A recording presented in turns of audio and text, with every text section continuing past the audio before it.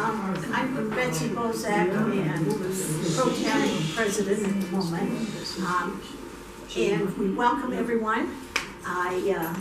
We're going to do Scott's presentation first, and then we're going to have a short break, and then you can eat all that food that's over there, because I'm not taking any of it home. I have tons. And after that, we'll have a short business meeting, very short. Okay, to begin with, Kristen is who owns it, and I want to thank her and her husband. And everyone being able to find it. I know on the program, or the flyers, Penny put the address, and half the people called me and they said, "Where is it?" I said, "Across the street from the old library." The old hotel. That was on there too. You can figure out who they are by the references you give. If you start saying the Trojan horse, the this, the that, you can go, "Oh, this is who you were in line." Kristen, come on over and tell them where the facilities are. Excellent. I'm Kristen Tamarchio. I'm the homeowner here. If you do need to use the restroom, it's up these stairs and through the next doorway. The light is automatic. The toilet is not. I say that because there is an indicator that says that it is, but it is not. So you're welcome to use it. My house is your house, so enjoy the presentation, and thank you all for coming. Thank you. Thank you. All right. Okay. Before Penny introduces everybody, I'd just like everybody to give their name. There are people we don't recognize, they don't recognize other people, and that way we know who you are. Okay, I'll never remember at the end of the night, so don't expect me to. Okay. Why don't we wait? Bruce, go ahead and start. Bruce Graham. Okay. Steve Brown from Farmington. Okay. Eric Wolf, Epsom. Yeah. Tim Reed, Epsom. Danny Palmer, Allenstown, from Epsom, though. Yeah. Joyce Heck, Epsom. Nancy Claris, Epsom. Susan Wagner, Northfield. Bill Caswell, Hillsborough. Jen Caswell, Hillsborough. Mike Dugas, Epsom. Noam Yeton, Epsom. Miriam Cahill, Yeton, Epsom. Virginia, go ahead. Virginia Drew, Epsom. Okay, so Sue Lombard in Fort Falls. Ruby Hammond from Chichester. great. Yvette Yvette. from Epsom. Luana from Epsom. Bromley, Boston. Pat Curley, Epsom. I'm Gracie from Epsom. I'm Joshua Fixler from Epsom. Yeah. Dan Tripp from Deerfield. Terry Tripp from Deerfield. Francis Wood from Epsom. Okay, we'll skip Andrew for the moment. Jessica. Jessie Fife Lovely from Epsom. I'm Sherry Burgess from Northwood, but grew up in Epsom. My mom and dad are Ken and Walker. Eric Rambeck, Epsom. Big friend of Epsom. Okay, I think, did we miss anybody? We kind of did exactly. Just you. Yeah. I'm going to introduce you. Okay, Penny, go ahead and introduce our speaker. And So this is Scott Wagner, who lives in Northfield, right? And he knows a lot about covered bridges, and he got more educated about the shortfalls one recently, so he could do this, right? Yep. And he's going to tell you more about himself. oh, okay. All right, I'd like to begin by thanking everyone for being here today. I'd also like to thank Penny Graham for inviting me to do this, and the Historical Association for agreeing to allow me to do this presentation, hosting me here. And let's see, this is my first public speaking event, so just bear with me. If you can't hear me or you need me to repeat myself, just raise your hand. If you have any questions, raise your hand. I'll be more than willing to try and answer your questions. Do you want the light off now? Yes, that would be nice. The first one. Scott, you're a wonderful speaker. Glad you're doing good. All right, my name is Scott Wagner, Scott J. Wagner. I began actively searching for and photographing covered bridges in 2004, roughly 20 years ago. And I started a Facebook group called the Covered Bridge Experience in 2009 to share my photos and the information that I collected about the different covered bridges. I also wanted to inspire interest in these bridges and help promote their preservation. I became involved with the National Society for the Preservation of Covered Bridges, the NSPCB, in 2014, roughly a decade after I got involved with covered bridges. Now I am one of two vice presidents of the society, the editor of the Covered Bridge Topics, the quarterly journal for the society, one of the historians, and one of the photographers for the society. My wife Susan and I were married on October 8th, 2011 on Silly Hill Bog Covered Bridge in Andover, New Hampshire. I have visited around 600 covered bridges, primarily in the northeast part of the country, as well as a few in New Brunswick. My interest began with the beautiful construction, often located in picturesque country settings. I found the history and the stories of these bridges fascinating. The engineering and the construction techniques were another facet which I sought a deeper understanding of. So, a lot of people have questions about covered bridges, common questions. One of the most common ones is, why did they cover the bridges? As with any timber structure, leaving the framework exposed to the elements would lead to premature decay and rot. A timber bridge that's left exposed to the elements with no preservation measures taken will often last only a decade or two. A covered timber bridge that is properly maintained can last hundreds of years. China and some European countries have covered bridges that are centuries old. The construction techniques vary from country to country, but a common characteristic is the use of roofs and sidings to preserve the timbers and prolong the service life of the bridges. So what about some of the other reasons that have been suggested for the coverings? As the days of covered bridges slip further into history, much of what was commonly known about them is slowly being forgotten and sometimes replaced with incorrect assumptions. The reasons that have been suggested for the coverings, which are all unintended benefits, but not the primary intention, include the following, including many more.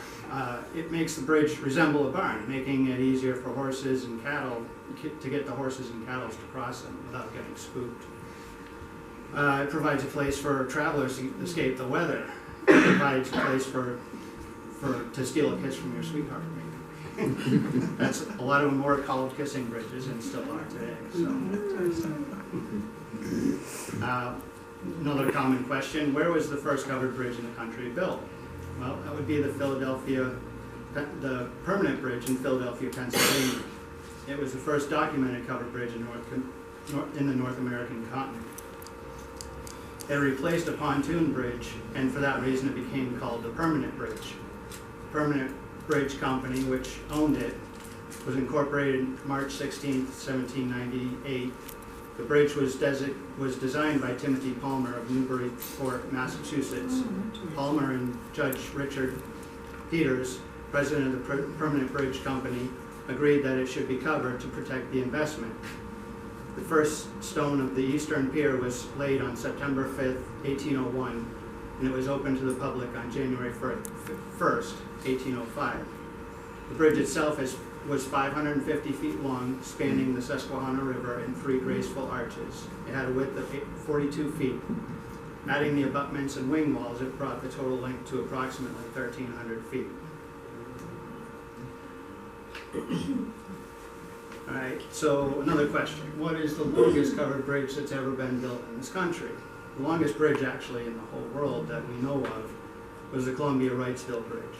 The Columbia-Wrightsville Bridge was the longest covered bridge ever built. There was 3 different covered bridges built at this location, connecting Columbia Township in Lancaster County and Wrightsville Township in York County, Pennsylvania. All of them were over a mile long. After the last one was destroyed by a hurricane in 1896, an iron Pratt through truss bridge replaced it, measuring 6,000 feet long. This painting here shows a depiction of the burning of the bridge during the Civil War. You can see troops marching out of the end of the bridge as the bridge burns in the distance. The plan was only to burn a few spans of it, but it ended up destroying most of the bridge. Subsequently, they rebuilt it afterwards. The iron through truss bridge was eventually replaced by a concrete arch bridge, which you see here. The iron through truss bridge here on the top corner. Many of the piers from the old bridge remain alongside the present day crossing. The iron truss bridge stood until it was dismantled and sold for scrap during the summer of 1964. So what's the oldest covered bridge still in this country? The Hyde Hall Covered Bridge, located in Glimmerglass State Park in Springfield, Otsego County, New York, is currently recognized as the oldest covered bridge in the country. This bridge was built in 1825. Today is closed to vehicle traffic. There is some contention about another bridge possibly being older, but we haven't confirmed the documentation, so until that happens, this is still considered the oldest standing covered bridge in the country. What is the longest covered bridge in the world? The Heartland Covered Bridge in Heartland, New Brunswick, Canada, spanning the St. John River, was built in 1901. It was not covered until 1922. A walkway was added to one side in 1945. The bridge measures 1,282 feet long and continues to serve the traffic needs of the community. There's a concrete arch bridge north of this location to accommodate larger vehicles.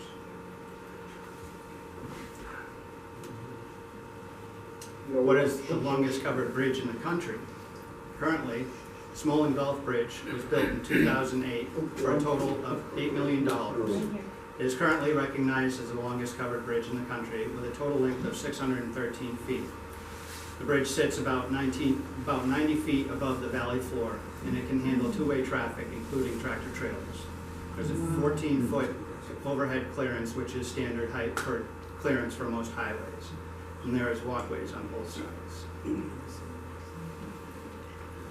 right, some of the bridges that span the Suncook River. Now we're getting into your local history. There's a couple of bridges that once stood in the area. I don't have much information about either one of them. The Steel Bridge that you see here was located just east of the traffic circle out here. It was a lenticular pony truss bridge. The Timber Bridge is a simple king post bridge. Timber bridges, when left uncovered, would only last a couple of decades. Before iron and steel were commonly available building materials, timber was used for most bridge building. The Steel Bridge is an example of what ended up replacing many of the timber bridges. Many different variations of steel trusses replaced the timber trusses that once were used to build bridges. Now, the reason that you would use trusses to build the bridges is because when you build using just flat planks, you're limited on how far you can make a span, meaning that you have to have more supports in the middle of the river, which subsequently can be washed out during flooding and ice flows and stuff like that. So when you build a truss, obviously you can span a longer distance, so you can have less supports in the river, meaning that you can have less chances of getting washed away during the spring thaw and stuff. Can we pause real quick? Sure. Developed over the course of time. It became something that a lot of inventors stepped up to the plate and came up with different designs to meet the need. Some of them were pretty impressive in their abilities. The longest single span that was ever created that I know of was 360 feet, without any mid span supports in it. So that's some pretty good engineering, all done with timber too. So, back in the day, before when America was getting started, we didn't have a lot of iron foundries, so we had plenty of trees. So trees were the things you used, And as time goes on, in the mid-1800s, we started getting more and more foundries that gave us the ability to make bigger iron components, and those iron components ended up replacing the timber components, and they didn't need to be protected like the timber did, so they became kind of a preference as an alternative means of building materials. So this is another lenticular truss, big enough to be a through truss. This is Thunder or Pine Grove Bridge.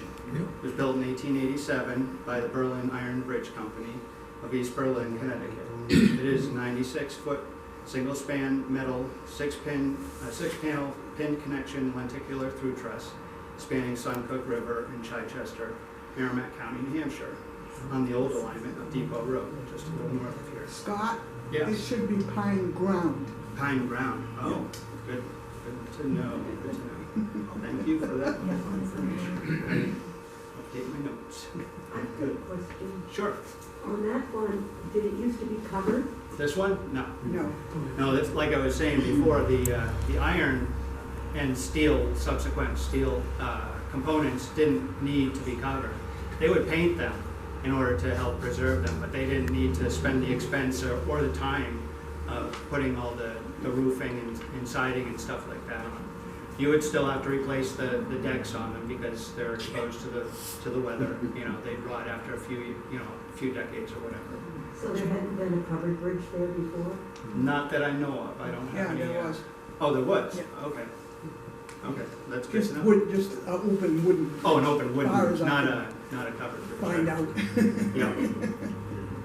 Okay, so this is another covered bridge that spanned the Suncook River.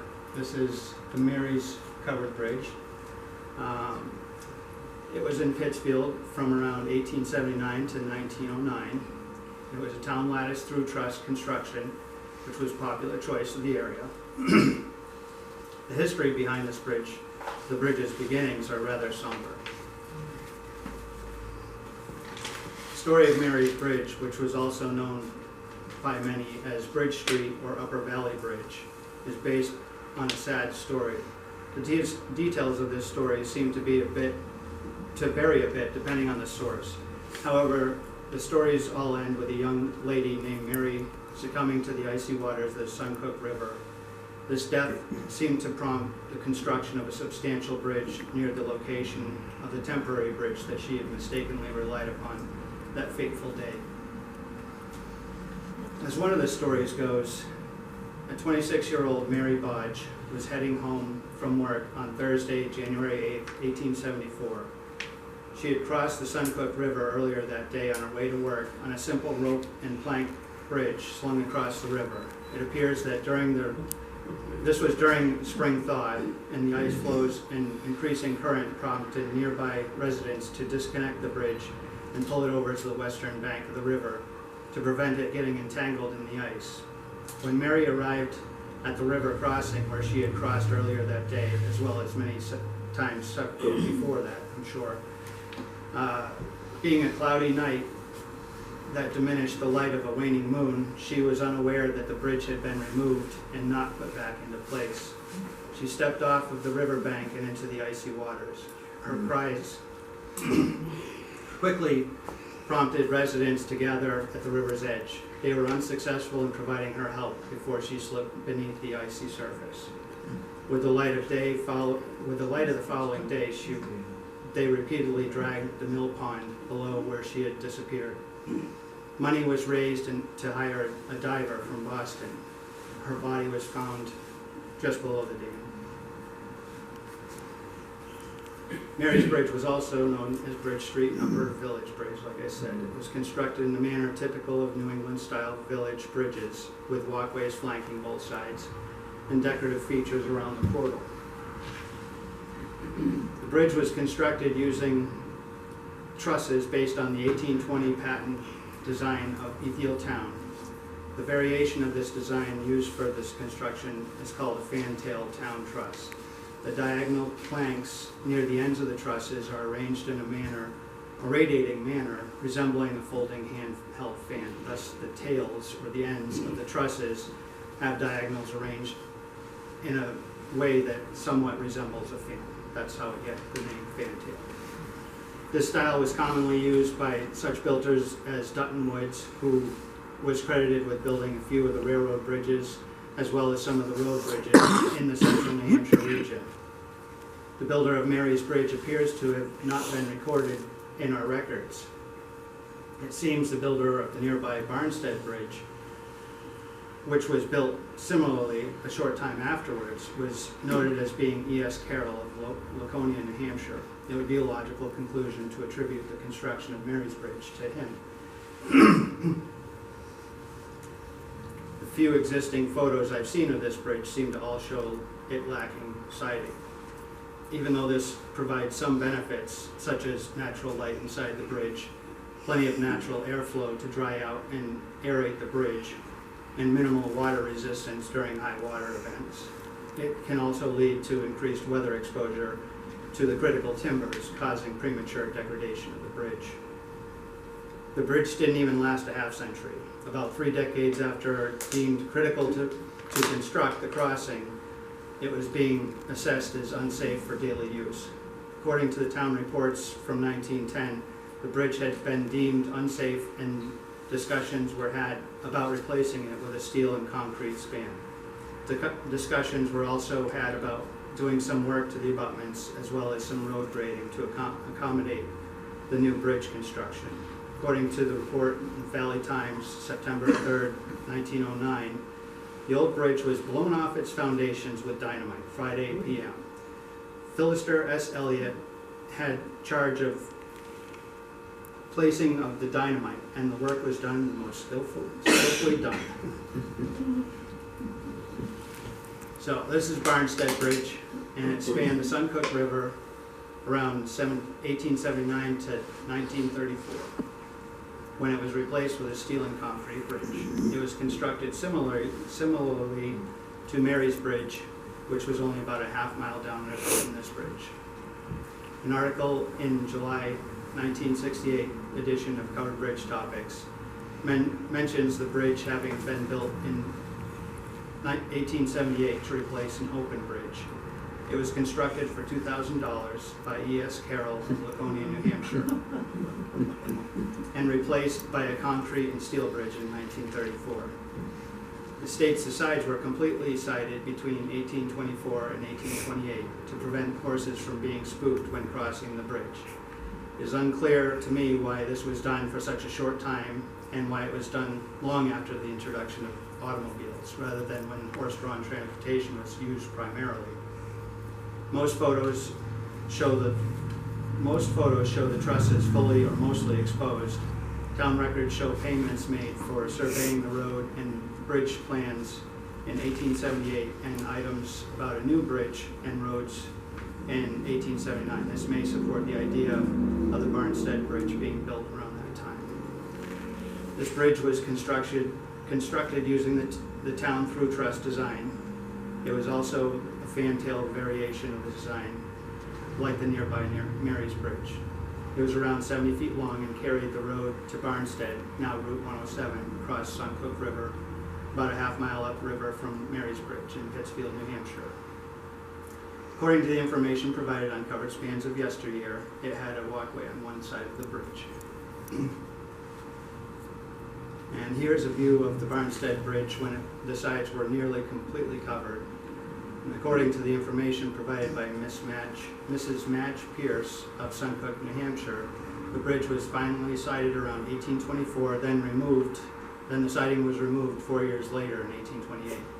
As stated previously, the reasoning suggested for the siding was to prevent horses from being spooked when crossing.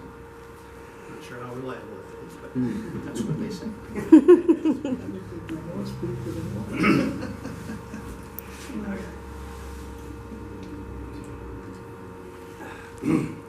And these are 3 other bridges that also span the Suncook River in nearby communities. All of these were actually in Suncook, connecting Allenstown to Pembroke.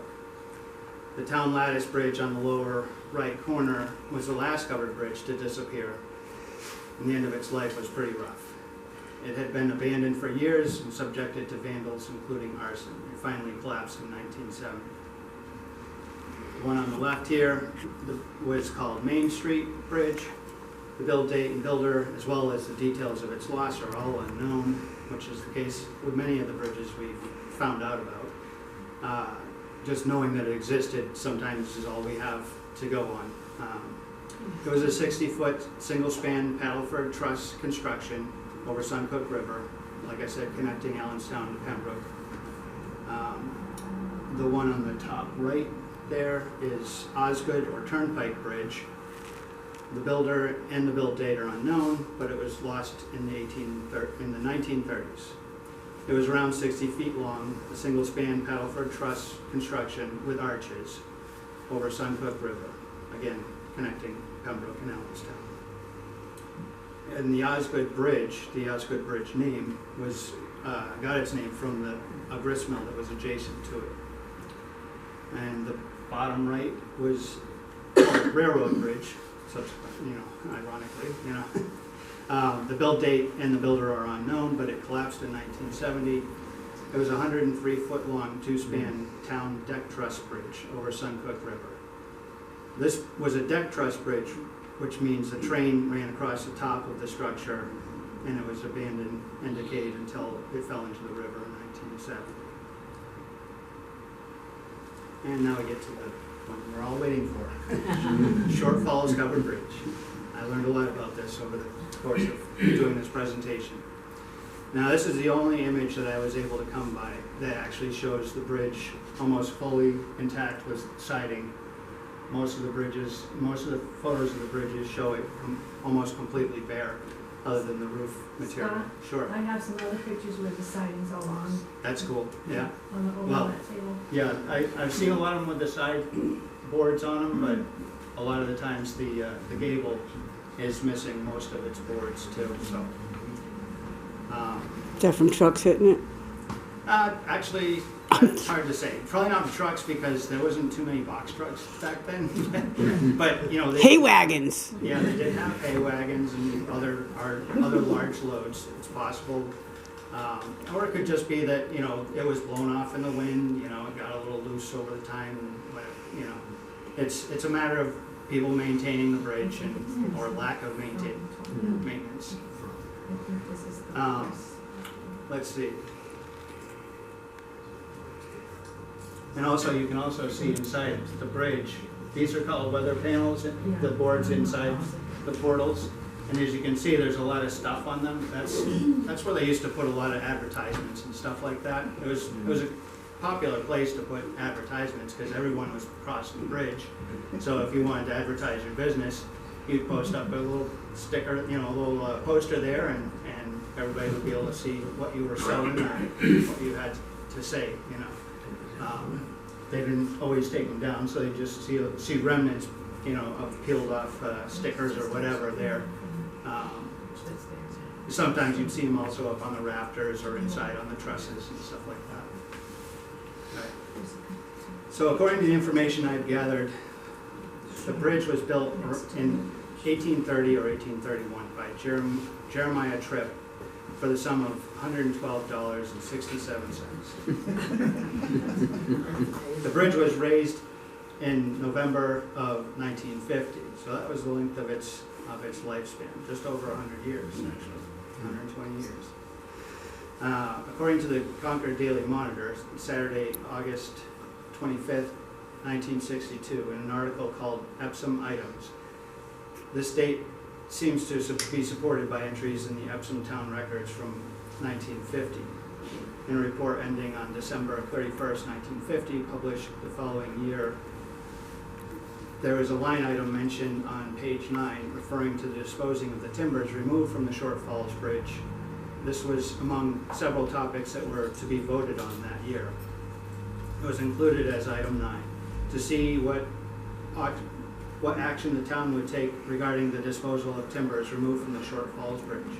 To further establish that the bridge was standing at the time of the replacement bridge was finished, we have a photograph that shows them both standing side by side. Town records appear to mention the expense of building a new bridge in 1950, and before that year there were records of maintaining the old wooden bridge. Here's the picture of the two of them standing side by side. This image shows the final days of the covered bridge and the beginning days of the new steel concrete bridge.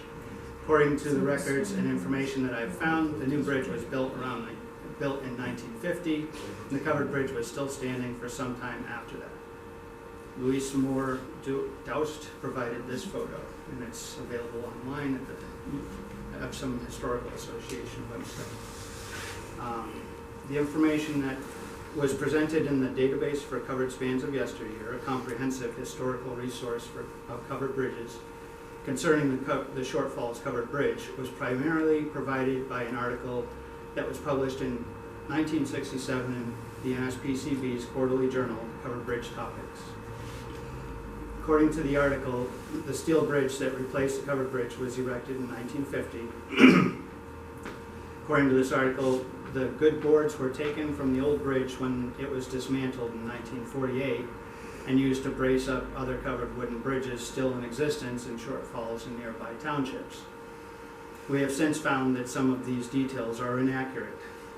This was the only known covered wooden bridge in the town, and all covered wooden bridges except for that deck truss railroad bridge had been removed a decade or more before the Short Falls Bridge was removed. So there were no bridges nearby that would have benefited from these timbers. Here's a view of the old grist mill that stood next to the bridge for many years. The wooden crib dam provided hydropower for the mill. According to the research of Mrs. Madge Pierce, the covered bridge and grist mill were constructed in 1791. I do not know if any records would definitively verify this claim, but if found to be accurate, it would make the covered bridge at Short Falls the first known covered bridge in the country. Her research revealed that, according to the Journal of the House of Provincial Legislature in 1744, a Canterbury petition lists that the first bridge built in Epsom, known as Old Canterbury Bridge, it was constructed over the Big Suncook River. The 1758 town record book records the captains Andrew McClary and John Clark, along with Joshua Seri, were appointed to survey and plan for a highway from Nottingham to Chichester. The next entry was regarding a dam and a sawmill in Short Falls, built by John Tripp around 1786. Another mill was built below the dam to make paper and later cotton batting. The mill was lost to fire in 1839. The dam and grist mill were rebuilt by another company. Here's a view of the bridge after the mill was gone and only part of the dam was still visible. Details of the payments match what was attributed to the building of the covered bridge. It seems that in 1831 it was decided to completely rebuild the bridge, and this time it was a covered wooden bridge. It is not clear from the available details if the 1791 bridge was a covered bridge, as there is no real description of it. And these details were based on the information provided by the efforts of Mrs. Madge Pierce.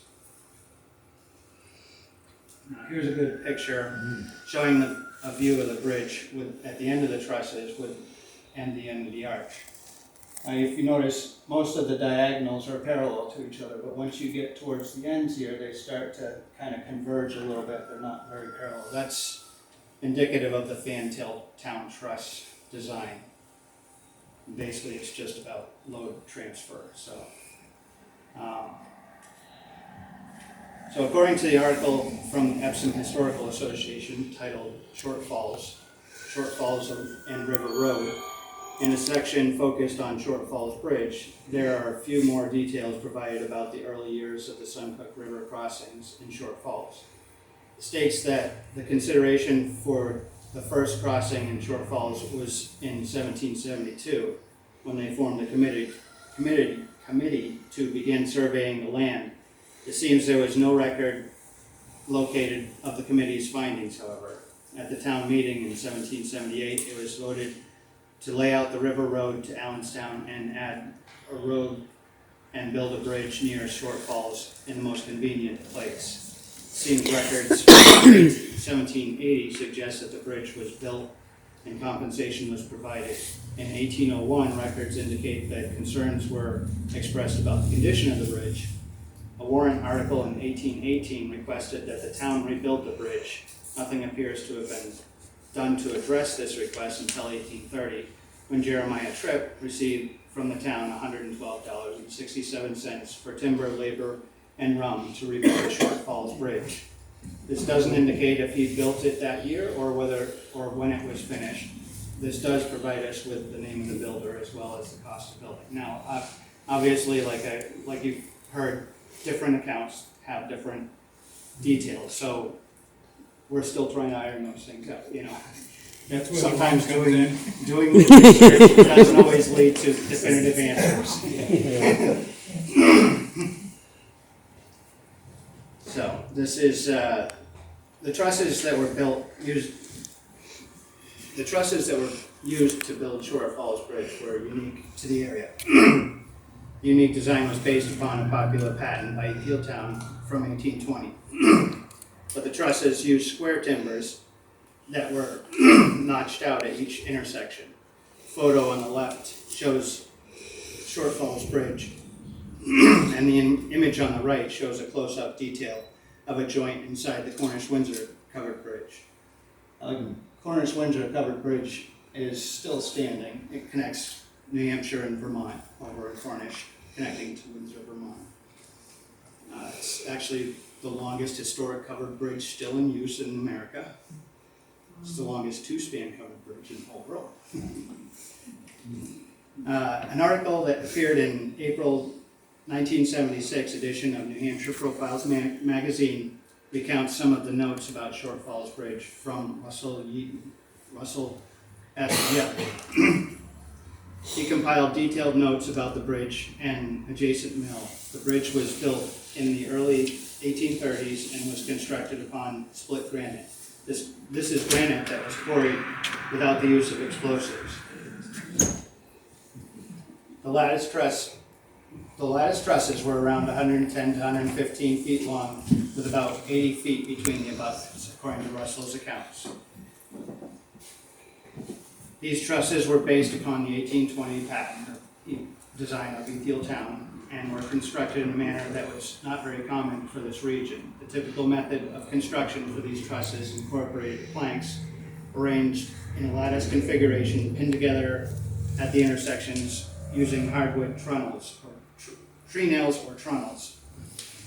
The trusses for Short Falls Bridge were a variation referred to as square timber trusses.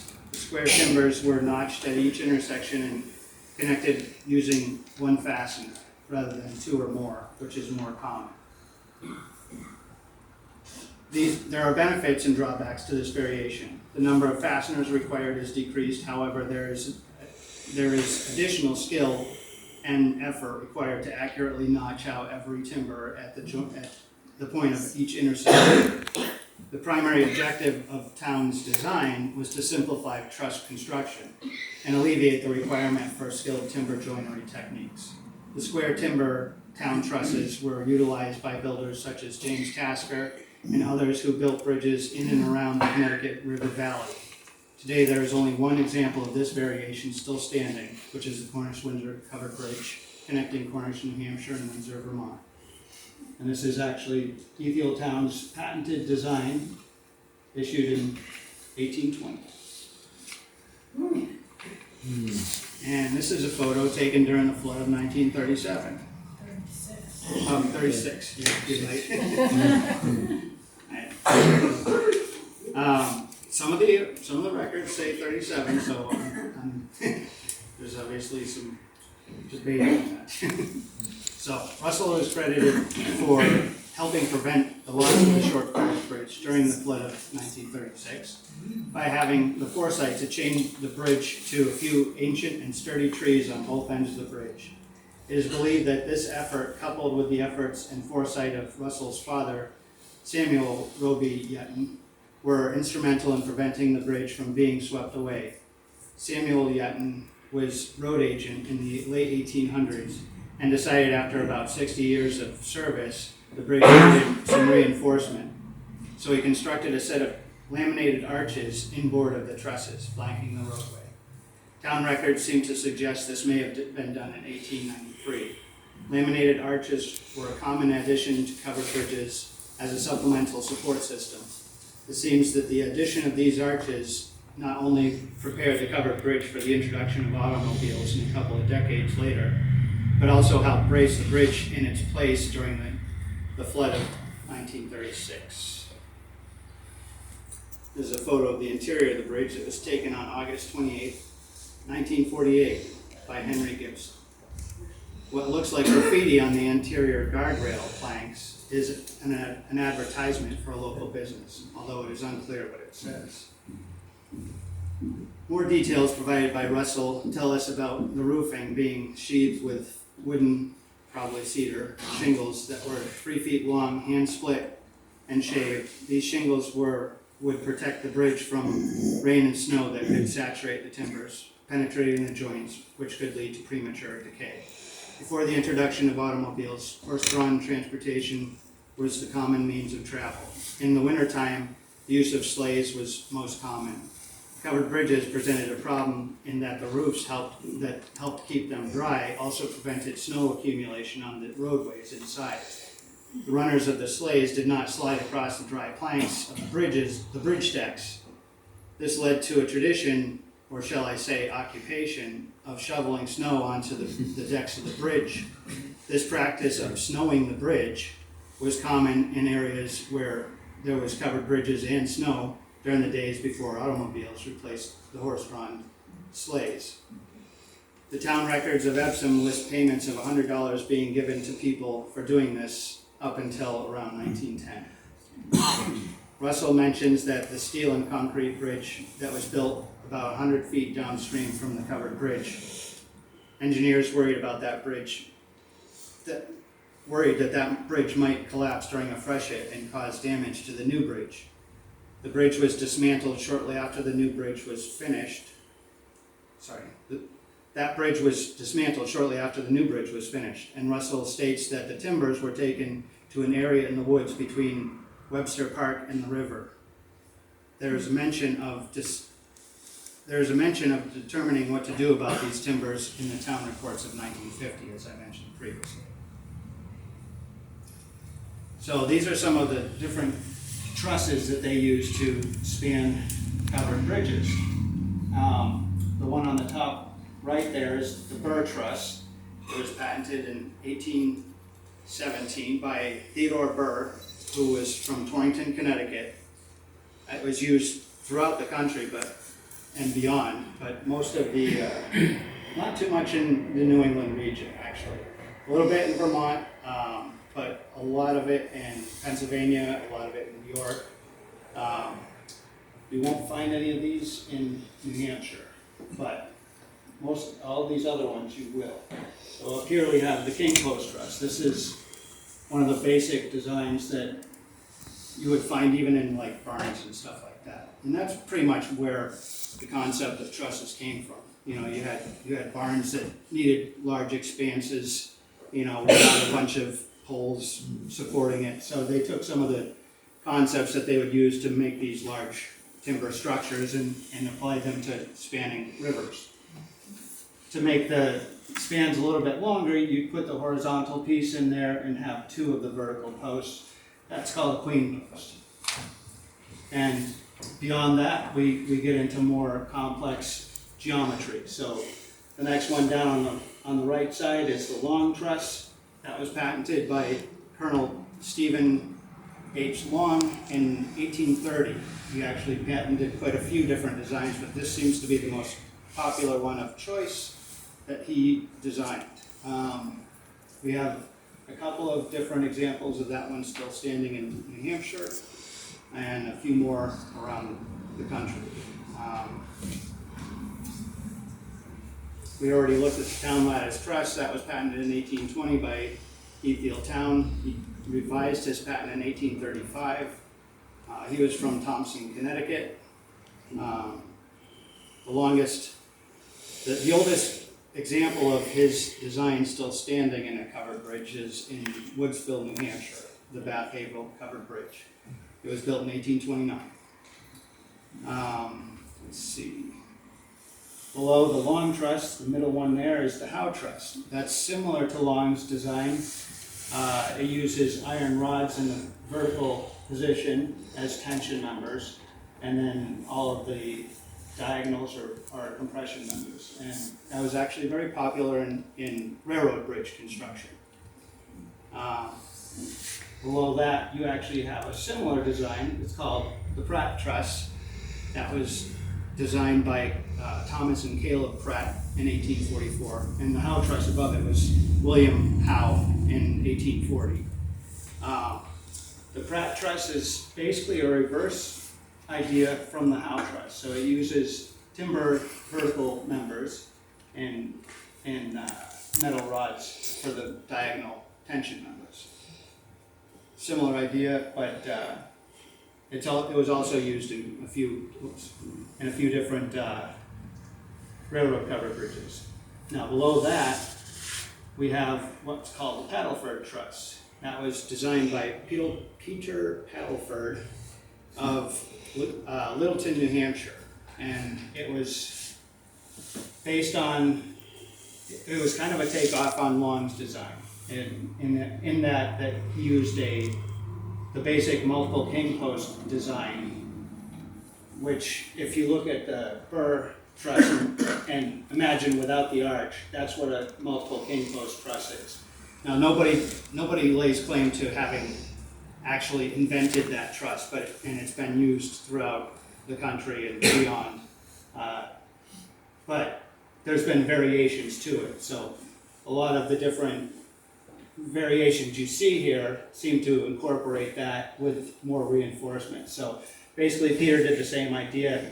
He's got the diagonals going in the opposite direction of the main braces, and that basically helps to add rigidity. Now he decided never to seek a patent for his design, which, you know, he might have gotten some royalties for that, but I guess he felt that it didn't differ enough from Long's design to justify getting a patent. So, and it's probably a good thing he didn't, because it actually became a very popular choice for covered bridge builders in the New England area, because one of the things you got to consider is when you use a patented design, you have to pay royalties, you know, and if you can get out of paying royalties you got to add that into the cost of your bridge. So if you're bidding on building a bridge, you're going to try and undercut everybody else. So you don't want to be adding, patent royalties into the expense. So if you can come up with something that's not patented and it works just as well, you're going to use that. Or you make modifications to an existing patent that you can claim isn't that patent. So that's what we see on the other side here. We have different variations. These are all unique. These were never patented. Some people would attribute this to either being a takeoff on the Paddleford truss or possibly even one of Long's unpatented designs. Same with this. They used a similar counterbrace configuration. This one here you can find in the Beeman covered bridge over in Bradford, New Hampshire, which is still standing, just recently renovated. This here you will find in the Rowell Bridge in West Hopkinton, New Hampshire, still standing. This is a very interesting one-off truss design that you can find in the Dalton Bridge in Warner, New Hampshire. And this is a unique design that is kind of a takeoff on the Burr truss, but as you can see, there's some differences where your braces intersect into the next panel on each one. And this you can find a couple of examples. The Bath Village Bridge up in Bath, New Hampshire uses this design, and the Sayre Bridge over in Thetford, Vermont are the only two examples. Unfortunately, we don't know the builder of either one of those, so we don't have anybody to attribute that design to. And this is the Cornish-Windsor covered bridge, the only example of the square timber lattice truss that's still standing. And this is back when it was a toll bridge. And if you ever visit this bridge and you happen to go to the Vermont side, which this was taken from, that toll house still stands. The toll gate is long gone. And that's my lovely wife, Sue, and me when we got married in 2011, and that's her standing in front of the bridge we got married on. Any questions? That's all I got.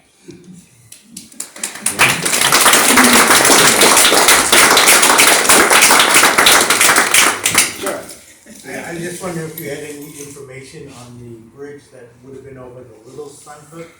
I guess it would have been part of the train that ran up through there. But I didn't know if it was covered bridge or it's not there now. But I didn't come across any other covered bridges in the area, so I'm thinking that it may not have been a covered bridge.